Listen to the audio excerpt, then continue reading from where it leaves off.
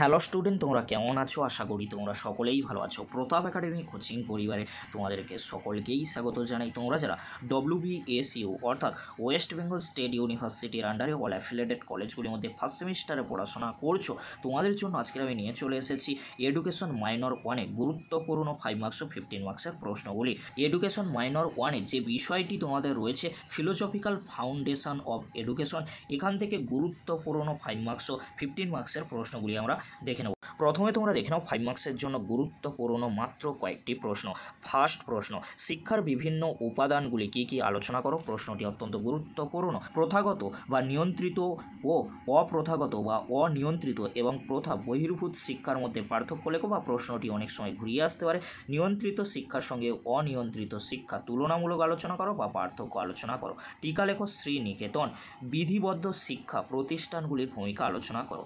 Next প্রশ্ন কি রয়েছে তোমরা দেখে নাও। ফয়েভেলের কিন্ডারগার্টেন পদ্ধতির মূল বৈশিষ্ট্যগুলি আলোচনা করো। মুক্ত শিক্ষার সুবিধা ও অসুবিধা এবং বৈশিষ্ট্যগুলি লেখো। শিক্ষার গতানুগতিক ও আধুনিক ধারণার মধ্যে পার্থক্যগুলি কী কী।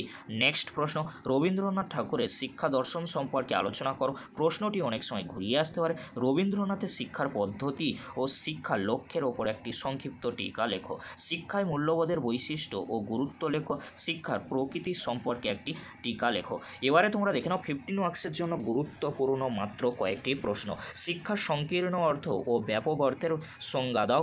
ব্যাপক অর্থে শিক্ষার ধারণাটি বিবৃত করো, বা শিক্ষা বলতে কী বোঝো। শিক্ষার প্রকৃতি ও পরিধি আলোচনা করো।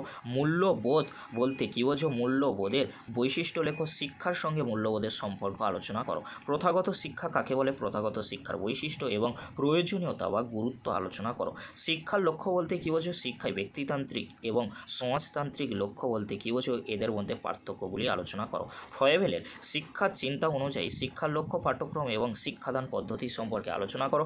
শিক্ষার সংস্থা বলতে কী বোঝো। নিয়ন্ত্রিত শিক্ষার বৈশিষ্ট্যগুলি লেখো। প্রশ্নগুলি কিন্তু খুবই গুরুত্বপূর্ণ। আর তোমাদেরকে বলে রাখি, সংকীর্ণ অর্থে শিক্ষা আর ব্যাপক অর্থে শিক্ষার মধ্যে পার্থক্য তোমরা ভালো করে দেখে রাখবে। এই প্রশ্নগুলি কিন্তু 5 অথবা 15-এর জন্য খুবই গুরুত্বপূর্ণ। এই প্রশ্নগুলি তোমরা ভালো করে শেষ মুহূর্তের জন্য দেখে যাও, অবশ্যই তোমরা ভালো মার্কস কিন্তু পেয়ে যাবে। আজকের এতটুকু, পরবর্তীতে দেখা হচ্ছে নেক্সট কোনো একটি ভিডিওতে। ভিডিওটি দেখার জন্য তোমাদেরকে অসংখ্য ধন্যবাদ।